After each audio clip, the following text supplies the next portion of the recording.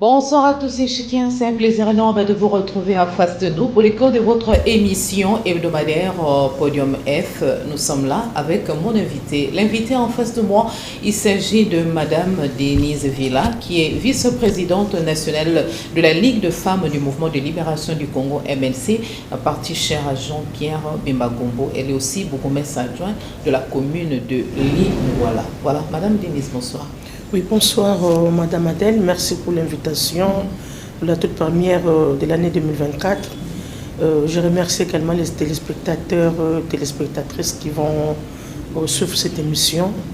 Je leur demande de suivre l'émission attentivement. Merci aussi à l'antenne A. Voilà, aujourd'hui nous avons jugé bon parler de la femme, compétences, épanouissement et adaptation. Madame Denise Villa, candidate non élue à la députation nationale, est-ce qu'on peut savoir quel est le sentiment qui vous a animé lorsque vous avez appris la défaite et vous avez fait comment pour gérer ça sans problème? Non, madame, j'étais très déçue, franchement. Très déçue comment de voir la manière dont je travaillais, la manière dont j'ai mouillé les maillots. J'étais présente tous les jours sur le terrain. J'ai abandonné mon foyer, j'ai abandonné ma famille pour pouvoir être en contact avec ma base tous les jours. Et en fin de compte, on publie que tu n'es pas élu. Franchement, entre nous, ces jours-là, je n'ai pas pu fermer l'œil. La publication avait pris fin à 3 heures du matin. Je vous dis, jusqu'à 6 heures, je n'avais pas fermé l'œil. J'étais très déçue. Mes enfants qui se sont impliqués pour la cause étaient très déçus. Mais après tout, j'ai dit, ce n'est pas la fin du monde. L'échec n'est qu'une expérience acquise. Donc, nous n'allons pas croiser les bras, la lutte continue, nous allons toujours continuer notre lutte. Quand bien même, moi, pour mon cas, c'est la deuxième fois. La première fois, pour ma toute première expérience, c'était à la députation nationale. Je n'ai pas été élu. Le cycle de 2023 était pour moi comme une deuxième expérience. Mais cela ne veut pas aujourd'hui me pousser à conclure que je ne serai plus candidate. Non, d'autant plus que je suis toujours dans la politique. Donc, la lutte continue, voilà. Voilà, cette semaine, précisément, le 29 janvier 2024, a été marquée par la plénière consacrée à la validation de mandat des élus de la nouvelle législature et l'installation du bureau provisoire de la Chambre basse du Parlement, bureau provisoire conduit par Mbosso. Voilà, quelle est votre réaction par rapport à ces cérémonies? Oui, c'est vrai, j'ai suivi ça à la télé, je n'ai pas eu le temps de participer sur place. Je vis comment la plénière s'est déroulée. Je vis dans le bureau provisoire, il y a au moins une dame aussi, hein, une dame qui est là, qui a fait l'équilibre. Je souhaite bonne chance seulement à tous les élus, hommes comme femmes. J'ose croire que cette législature pourra nous apporter des bonnes propositions, des bonnes lois, en fait, qui pour l'intérêt de la nation. Pour ces femmes qui sont élues, jusque-là, nous avons 12% de femmes, parce que ce sont des résultats provisoires en attendant la confirmation de la Cour constitutionnelle. Nous savons que nous n'avons que 12% de femmes. Un pourcentage très faible pour la République démocratique du Congo. Nous ne parvenons même pas à atteindre 20% de femmes. Vraiment, je me dis toujours, nous avons beaucoup de choses à faire pour que nous puissions quand même, à la législative prochaine, de 2028, que nous puissions ne fût-ce qu'atteindre 30%. C'est vrai, selon les projets du monde entier, en fait, les soucis ou les souhaits étaient de voir d'ici 2030 la planète 50-50. Mais qui malheureusement, nous, la RDC, nous sommes encore loin de la réalité. Mais qu'à cela ne tienne, je demanderai aux femmes de ne pas lâcher, de continuer toujours la lutte. Le prochain cycle nous attend, chères dames. Nous allons nous encourager toujours et nous allons toujours continuer la lutte. Cette fois-ci, c'est vrai, le pourcentage aussi des femmes à la députation pour la candidature était aussi faible.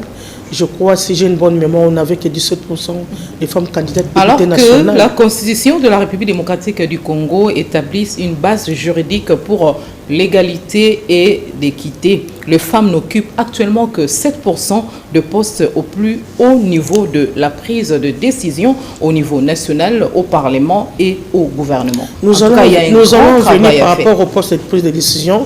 Je parle d'abord en termes des élections, des postes électifs. Nous avons constaté d'abord les taux de femmes étaient faibles, 17% taux de femmes candidates qui se sont exprimées. Et après la publication des résultats, nous avons 12%. Nous avons encore beaucoup de choses à faire. Nous qui gérons les départements de femmes, nous allons toujours continuer, n'est-ce pas, à pouvoir sensibiliser, à former la femme, à la prise de conscience pour que nous parvenions à augmenter les taux de pourcentage lors de la législative prochaine de 2028. S'il faut parler en termes de stratégie, est-ce qu'il faut changer de stratégie? Ça demande de déployer encore des efforts au niveau des associations de femmes, au niveau de partis politiques. Bon, parce que donc, quand on parle de la classe politique, je vois l'opposition et le pouvoir ainsi de suite. Il y a aussi la société civile. Hein. C'est ça. S'il faut parler en termes de stratégie, quelles sont les stratégies à mettre encore en place pour que le taux de femmes ne soit plus minimisable comme ça a été aux élections de 2023? Merci Madame la journaliste. Et moi je le dis toujours, pour parvenir à augmenter les taux de pourcentage des femmes, il faut à nos décideurs de pouvoir appliquer l'article 14 de la Constitution. Je le dis toujours dans toutes les émissions que je passe.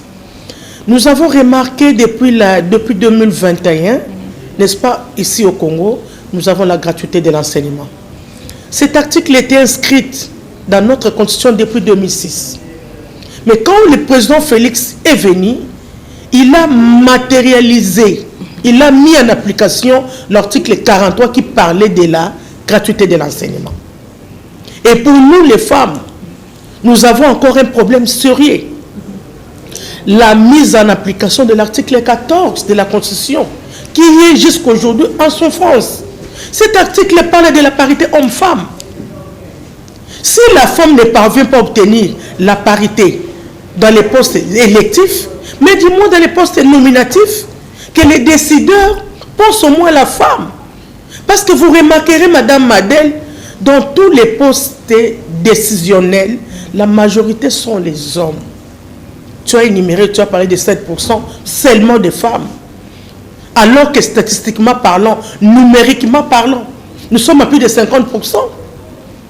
Je ne vais pas dire qu'aujourd'hui, je ne vais pas dire aujourd'hui, Madame Adèle, que les femmes sont analphabètes, non. Non. Il y a des femmes qui ont un certain niveau. Il y a des femmes qui ont étudié.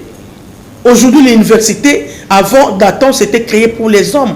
Mais aujourd'hui, nous voyons dans les universités, il y a des hommes et les femmes. Chaque année, les femmes décrochent leurs diplômes universitaires, leurs titres académiques. Et donc, ces femmes-là, la majorité aussi, sont versées dans la politique. Mais je dis toujours, nous sommes dans la politique, mais peu ont des ambitions. Peu de femmes ont des ambitions. Je crois, pour nos jeunes femmes, nos jeunes filles, je leur demanderai, n'est-ce pas, à pouvoir nous joindre. Et les femmes doivent nous rejoindre dans la politique. Plus qu'on est nombreuses, plus que notre voix seront entendues. Parce qu'on dit toujours une femme en politique, la politique quoi? Si tu peux compléter. Une femme en politique, la politique la domine. Mais plusieurs femmes en politique, n'est-ce pas? Elles sont là pour l'intérêt général de la nation. La femme prend la bonne gouvernance. La femme gère avec le cœur. La femme, c'est rare de voir là où la femme gère, que vous attendez parler d'une malversation financière, que vous attendez parler d'un détournement. Non. La femme ne s'impose pas aussi jusqu'à maintenant. C'est ça. Madame Adèle, ce ne sont pas des cadeaux. Moi, je ne cesse de le répéter. Ça ne se donne pas, ça se mérite. Le femme ne s'impose pas encore en politique en République démocratique du Congo. Vous savez pourquoi? Vous savez pourquoi les femmes ne s'imposent pas? Parce que si vous regardez dans le rouage politique, la majorité des présidents des partis sont des hommes. Peu de femmes ont des partis politiques. Peu de femmes sont des présidentes des partis. Et même celles qui ont des partis politiques, on ne les sent pas sur le terrain. On ne les sent pas vraiment.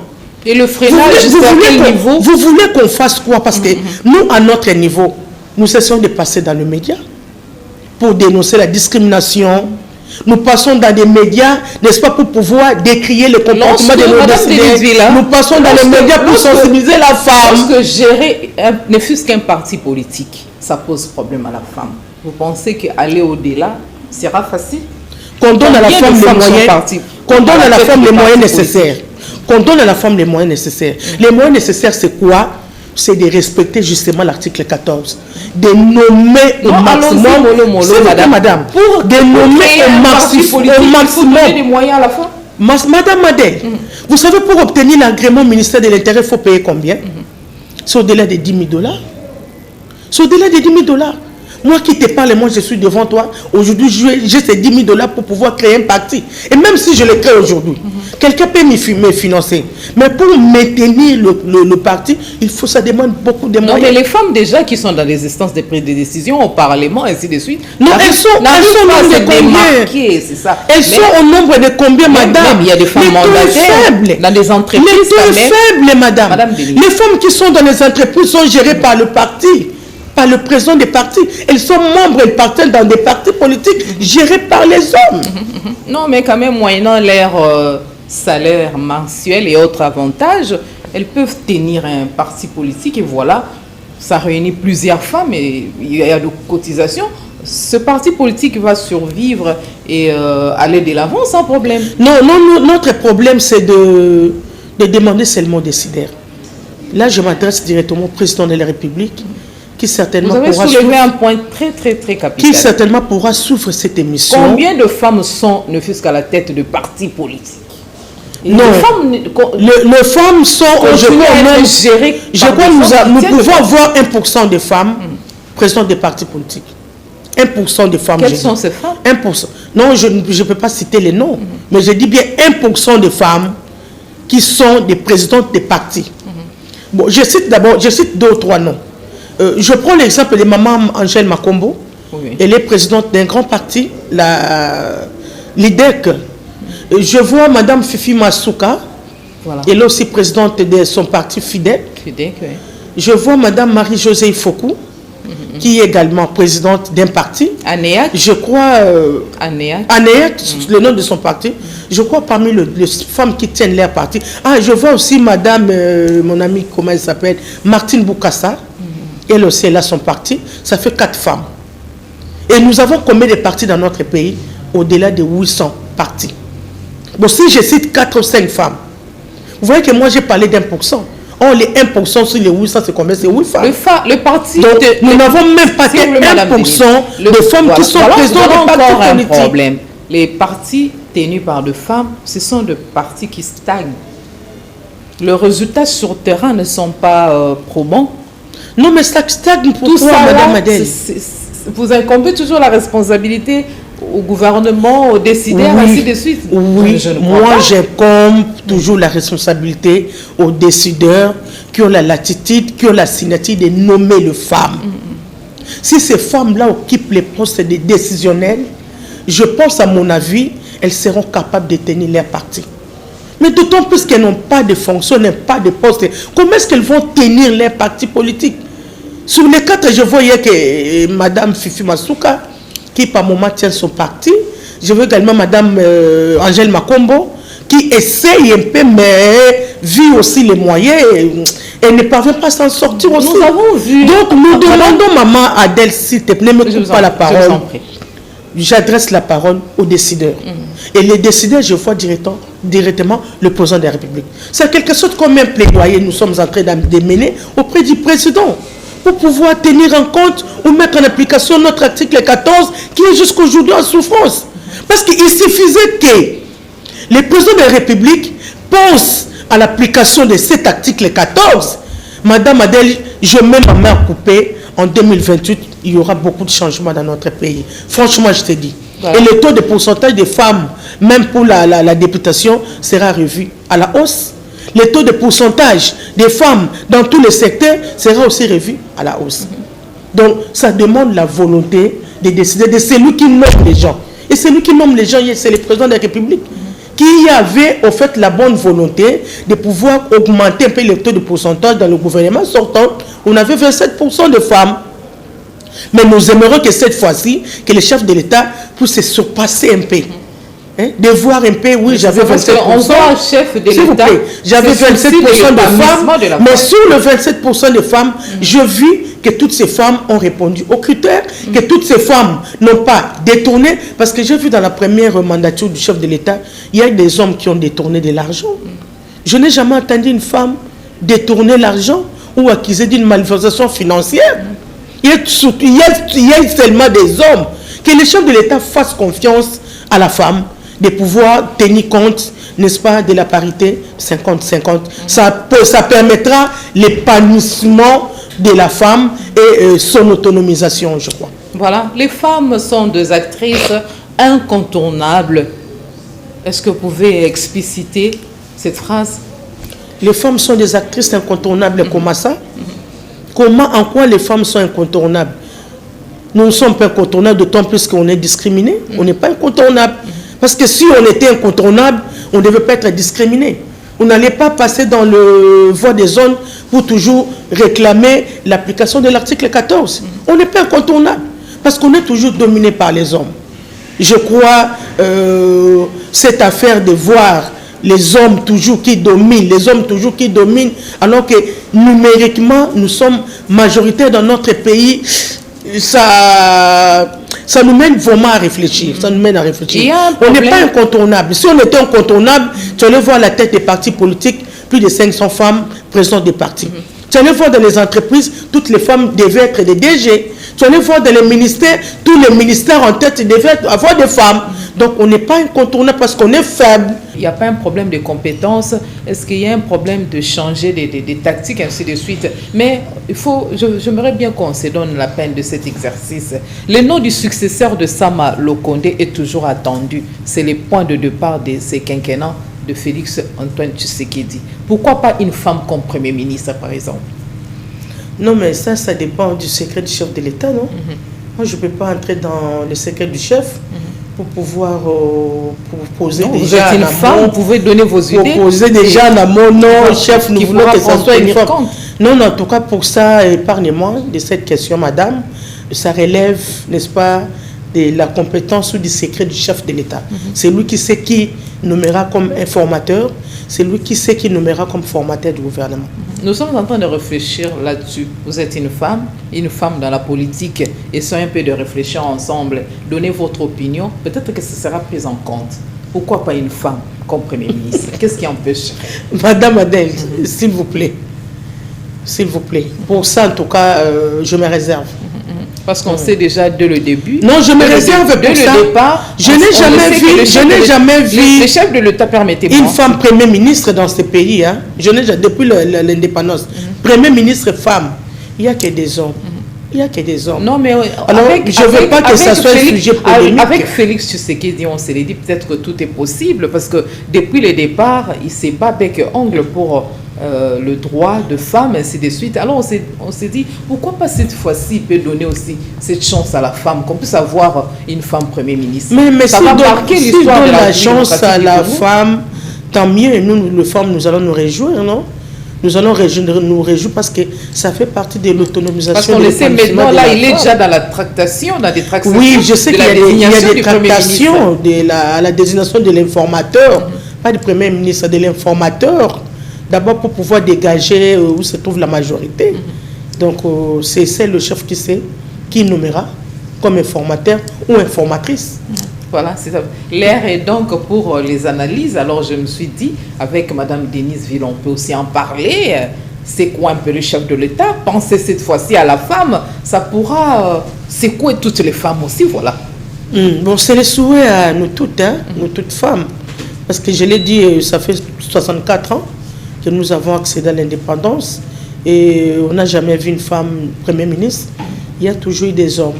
Donc si le chef de l'État aussi pense à la femme cette fois-ci, ça pourra aussi booster les choses. Ça pourra booster beaucoup de choses. Voilà. Parce qu'on parle déjà de la nomination de Premier ministre dans les sphères politiques. Quelques noms se glissent déjà. Mais ce ne sont que les noms des hommes. Et là, ça me préoccupe, moi, au plus haut. Madame Adèle, ça me préoccupe, nous, vous savez qu'on est... pas les noms de femmes? On est encore loin Je l'ai dit, je crois, dans l'une des missions où je suis passée même chez toi.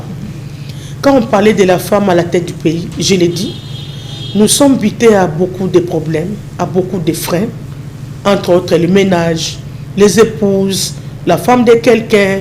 Nous sommes liés par la religion, par la culture.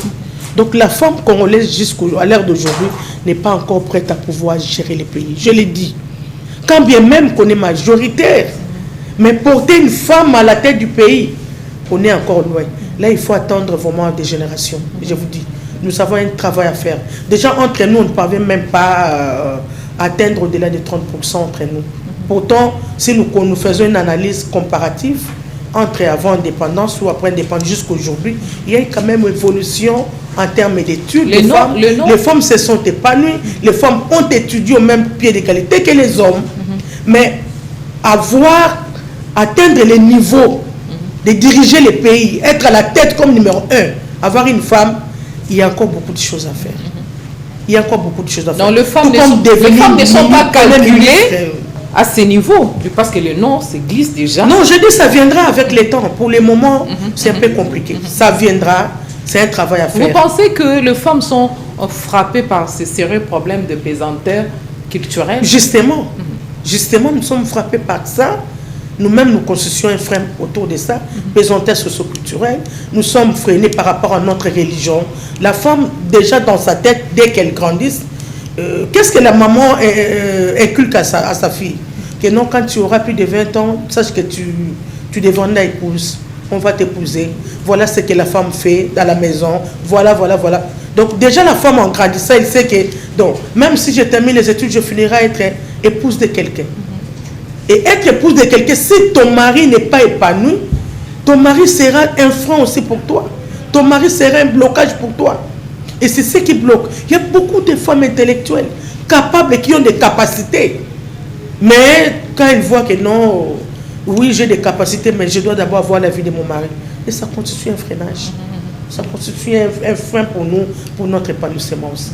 Les femmes faibles par rapport aux études, vous pensez? Non, je n'ai pas parlé des études. Pas des études.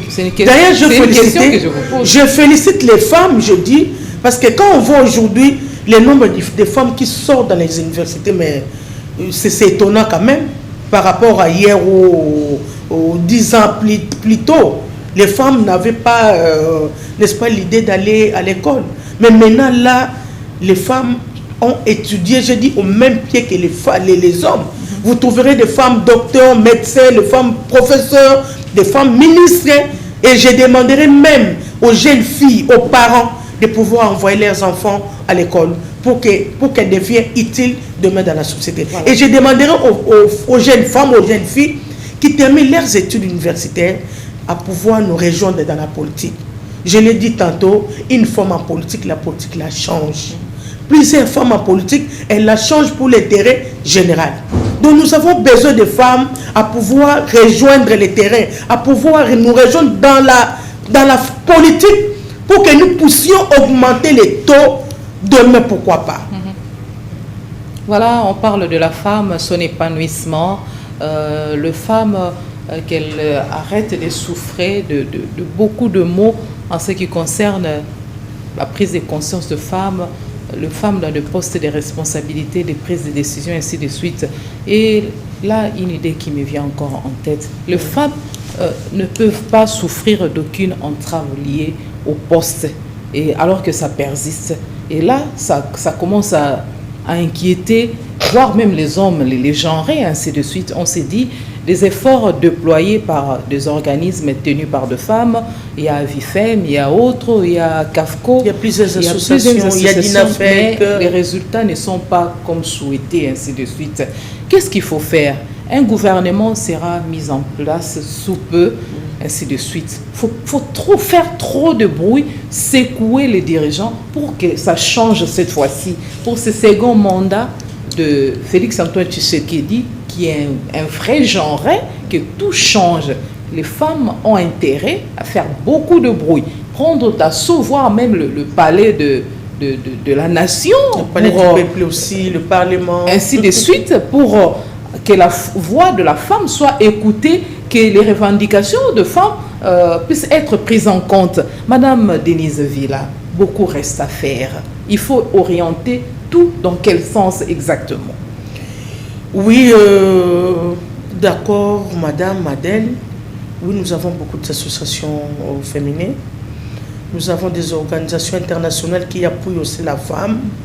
Nous avons l'ONU Femmes qui ne cesse de booster la femme à travers des actions, des activités.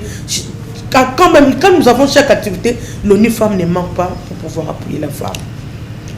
Mais moi, j'ai la foi et j'ai confiance au président de la République qui est le champion de la masculinité positive. Il faut condamner. J'ose croire que, je l'ai dit, je crois à mon introduction, je crois que le pourcentage de femmes sera revu à la hausse. Nous nous sommes limités à 27% au niveau du gouvernement. Et n'oublie pas, Madame Adèle, que le processus continue. Le processus continue. La première étape est passée. Nous allons entamer la deuxième étape qui est les élections de second degré. Nous demandons au chef de l'État, même pour mettre les candidats gouverneurs, nous avons 26 provinces. Pourquoi ne pas avoir ne fût-ce que 10 femmes à la tête des provinces aussi comme gouverneur de la ville ou gouverneur de ville?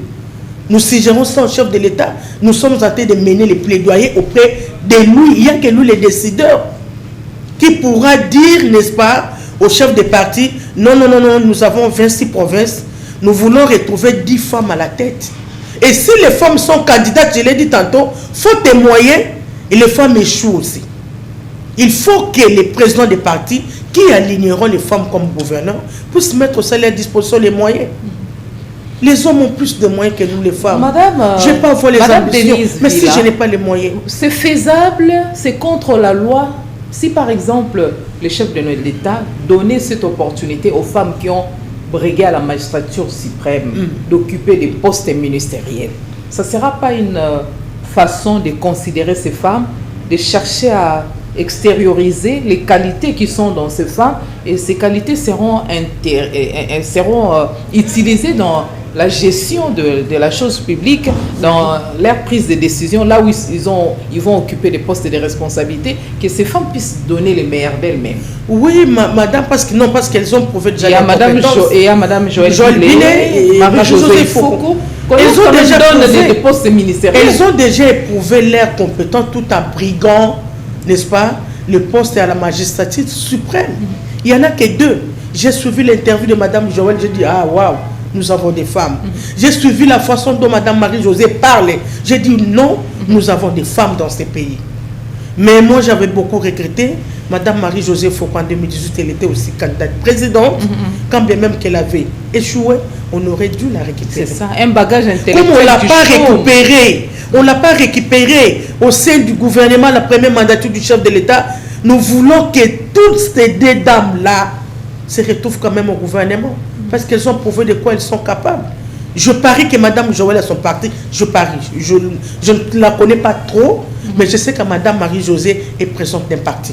Et je parie aussi que Madame Joëlle doit aussi avoir son parti politique. Et donc, comme elles ont des partis politiques, elles sont des présidentes des partis, elles doivent quand même être considérées, les amener au rang des ministres, pourquoi pas. Hein? Ça ferait la fierté des femmes. En tout cas, ça serait une bonne chose pour nous, les autres femmes qui font la politique. On verra que non, le chef de l'État a quand même une On sait que la nomination du Premier ministre dépend de la majorité parlementaire, mais exceptionnellement... Non, pas nécessairement. Pas nécessairement, Madame Adèle. Vous savez pourquoi? Mais c'est ça, Maloukonde. Lors de la création de l'Union sacrée, quand la majorité a basculé pour l'Union sacrée, l'élève se cache à l'Union sacrée. Le chef de l'État avait nommé Sama Lukonde comme Premier ministre. Mais quand est-ce qu'il est autorisé? Non, attendez, il avait quelle majorité? Sama Lukonde avait quelle majorité? Il avait un député au Parlement. Madame, je viens de le dire, tout dépend du secret du chef. Je sais qu'il y a des tractations. Il y a des hommes qui cherchent à créer des plateformes au sein de la grande plateforme. Vous pouvez répondre à cette justement, non, attendez, justement pour pouvoir se positionner. Mais j'ai dit ça relève du secret du chef de l'État. C'est lui qui sait qui nommera comme informateur ou comme formateur demain. Donc nous n'allons pas dire aujourd'hui, non, il faut avoir nécessairement la majorité pour qu'on te nomme formateur ou informateur. Non, pas nécessairement. Il y a un article de la Constitution qui stipule ou qui dit que le chef de l'État peut nommer le Premier ministre. Le chef de l'État, mais oui, c'est à lui de nommer, non? C'est à lui de nommer d'abord l'informateur qui va pouvoir dégager la majorité, et puis après le chef de l'État va nommer le formateur du gouvernement, qui est le Premier ministre. Voilà. Est-ce que, comme par exemple, parce que c'est à lui de nommer, il ne peut pas prendre Madame Joël, soit Joël ou Marie-Josée Ifoku, le nommer comme là, vous cherchez des polémiques, Madame Adèle. Vous cherchez des polémiques. Vous savez, le but de l'émission, c'est vanter les mérites. Oui, j'ai vanté les mérites de la femme. J'ai vanté les mérites de la femme. Je ne peux pas, moi, Denise Villa, qui suis-je, pour pouvoir demander au chef de l'État de nommer parmi les deux femmes-là Premier ministre. Non.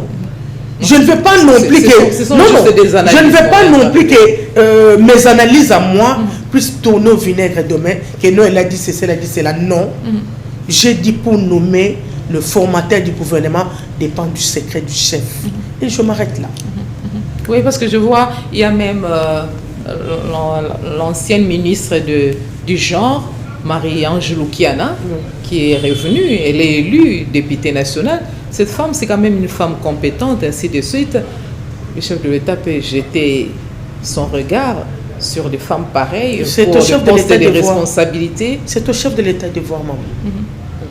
Et au mouvement de libération du Congo, MLC, votre parti politique, combien de femmes comme ça ont été élues députées nationales? Bon, chez nous, sur l'ensemble du territoire national, bien sûr. Sur l'ensemble du territoire, nous n'avons que 2 femmes, malheureusement. Il y a Honorable F. Bazaïba, et puis nous avons Madame Caroline Bem, qui est élue dans la circonscription de Guémena, ville, et Madame Bazaïba est élue dans la circonscription de Bassoko, dans la province de la Tchop. Nous n'avons que 2 femmes sur 19. Bon, je dis pour le moment. Je sais que le MLC a introduit un recours ou une requête auprès de la Cour constitutionnelle pour pouvoir réclamer quelques sièges volés, parce que nous avons remarqué, nous avons constaté qu'il y a eu une circonscription où le MLC devait avoir des élus, mais qui malheureusement, M. Kadima n'a pas pu, n'est-ce pas, élire nos différents députés dans les différentes circonscriptions. Mais je crois, à mon avis, la Cour constitutionnelle pourra lire les droits pour pouvoir récupérer quelques sièges du MLC. Et parmi, peut-être, nous aurons aussi à dépêcher quelques femmes. Mais pour le moment, nous n'avons que 2 sur 19 députés nationaux. Donc à Kinshasa, aucune femme? À Kinshasa, il n'y a aucune femme. Que ce soit au niveau national ou provincial, aucune femme. Non, là, c'est pas intéressant quand même, Madame Denise Villa. Non, c'est pas intéressant. C'est ce que j'ai dit. Discrimination de la CENI, si réellement il y a eu discrimination qu'aux femmes. Bon, du mouvement de libération du Congo. Je ne veux plus entrer dans... C'est pas un problème interne. Je ne veux plus entrer dans ces polémiques parce que j'ai suivi le vice-président, la façon dont il a expliqué comment on attribue les seuils, comment on attribue des sièges. Donc je ne veux pas seulement dire que non, il y a une discrimination des femmes. Ce sont des élections. Bien qu'il y ait ce qu'il y a eu, mais je crois que nous allons récupérer nous quelques sièges au niveau de la Cour constitutionnelle.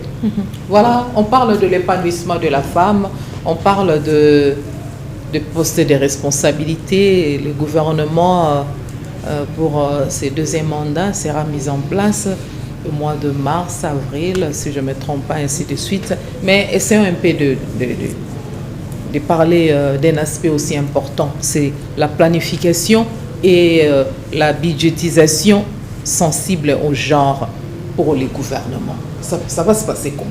S'il faut parler de la planification et budgétisation sensible au genre par le gouvernement. Mais nous avons notre ministère du genre, non? Qui a, je ne sais pas, 15% sur le budget. Hein. Chaque ministère ou chaque secteur a un pourcentage quelconque attribué à ces ministères.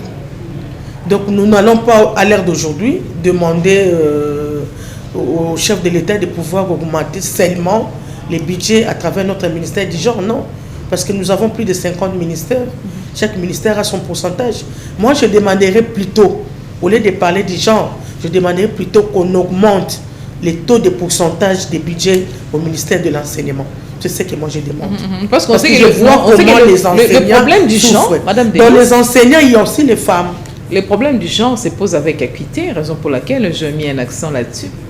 Oui, je comprends, je comprends. Le ministère du genre a son budget. Mais moi, la question que je me pose, et c'est que le ministère du genre C'est un gagne comme budget conséquent. À mon avis, c'est conséquent. Mais sauf que comme on ne contrôle pas, on ne sait pas comment ce budget est géré. On ne sait pas comment le ministère du genre gère son budget. Nous, on ne comprend pas. Parce que je dis toujours, le ministère du genre n'a jamais associé les politiques que nous sommes à pouvoir nous associer dans les budgets participatifs. Par exemple, vous voyez, je gère le ministère du genre, voilà ce qui se passe, nous avons autant de structures, voilà comment nous fonctionnons.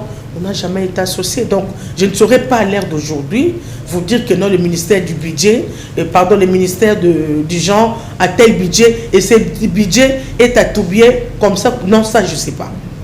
Peut-être, en posant cette question, je m'aimerais peut-être chercher un jour pour aller au ministère du genre, chercher même le directeur du ministre, ou pourquoi pas elle-même ministre, pour un peu savoir comment ces ministères fonctionnent. Parce que moi, je ne comprends pas. Voilà, parce que si on essaie un peu d'aller vite en besogne, la célébration du 8 mars, c'est dans un mois, ainsi de suite. Alors, on sait déjà comment le gouvernement s'organise là-dessus.